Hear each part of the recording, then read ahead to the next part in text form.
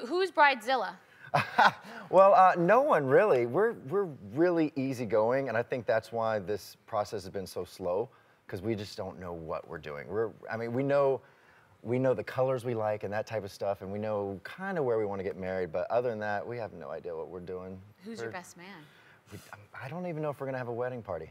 Okay. Yeah, that would be too hard to choose. It's hard to choose. You know, I have like 4 of my best friends that were in the group with me. So how am I gonna choose a best man out of those guys? So I think we might just go wedding partyless. Wedding partyless. Yeah. And wedding pantyless. A pantyless. All right. Are you going on honeymoon? Yeah. We don't know where we would do the honeymoon, but we're gonna do a pre-honeymoon. Yeah, because we've been so busy, and we wanted to do something for ourselves before the big day. And so we're gonna go down to Africa and do a safari. I've never done a safari before in my life. That's amazing. Yeah. Wow, that's excellent. I love that. You seem really great. I am. You're in a good place. So happy.